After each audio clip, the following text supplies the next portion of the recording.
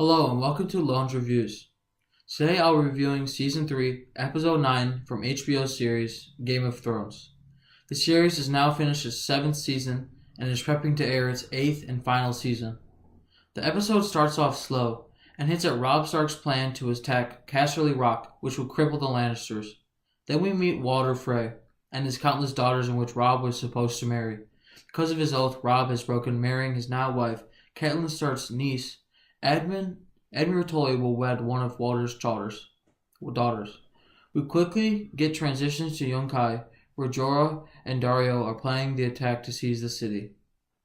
We see this attack as successful, but with more trouble as Ser Jorah, Daario, and Grey Worm had to fight waves of guards.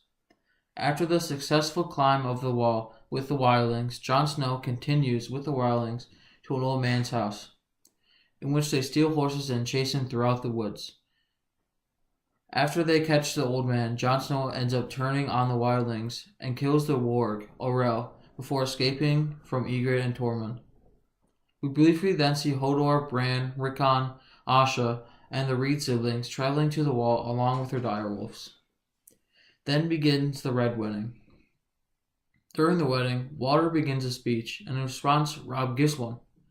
While giving his speech, Robb's wife, Talissa, has her baby stabbed numerous times and falls to the ground. Then from the rafters, Walter's men shoots many crossbows and arrows into Robb's chest. While this is happening, Catelyn has taken one of Walter's daughters and threatens to kill her. Finally, Lord Bolton walks up to Robb with multiple arrows in his chest and says, "The Lannisters send their regards," and fatally stabs Robb. During this sequence, Arya arrives at the twins and witnesses the Stark men being killed, and Robb's body with his head off and replaced with his direwolf's head. From the beginning of the episode, the tone is very dark and continues all the way up to Catelyn's death.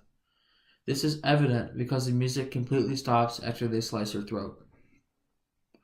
Along with that, the producers and writers have done a great job to represent that the hero doesn't always win and that the villains don't always win. An example of this can be the Red Wedding and the death of Joffrey. The Red Wedding represents the hero not always being victorious. Even though Robb and the Northern Army have won countless victories, the Lannisters always have a trick up their sleeve and ends the war with one swift move.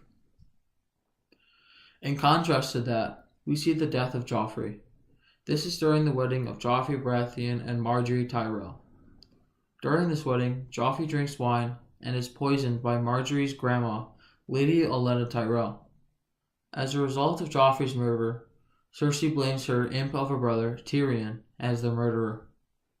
These events have serious implications throughout the rest of the show, because from the beginning of the show until then, these two characters, Robb and Joffrey, have grown into their roles of king and have impacted countless characters, along with the beheading of Ned Stark and the capture of Jaime Lannister. There are certain parts of the episode I enjoyed, which were the scenes with heartbreak and action, because that's what makes the show more interesting. Because of this, I wouldn't be attached to the characters and I wouldn't care when certain people die. A specific part was during the Red Wedding, where Catelyn witnesses Robb say "mother" to her, proceeds to get stabbed by Lord Bolton, and then screams and murders one of Walter's daughters. This was enjoyable and satisfying because I saw and felt the sorrow and betrayal from both of the Starks and Boltons. In this episode, there wasn't much to dislike, but one thing I did dislike was the death of Orell. This is because Orell was the type of guy who didn't really care about your feelings and said the truth. Orell was always somebody who said Jon was a crow, and Ygritte never recognized it due to her love for Jon. For a score out of 10, I would give The Rains of Castamere 7 because of the reasons I stated, and I would personally want more action. But I would definitely recommend you to watch this episode and the rest of the series.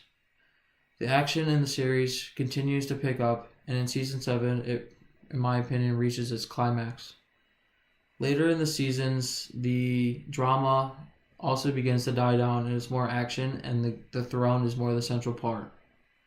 Alright, guys. Adios.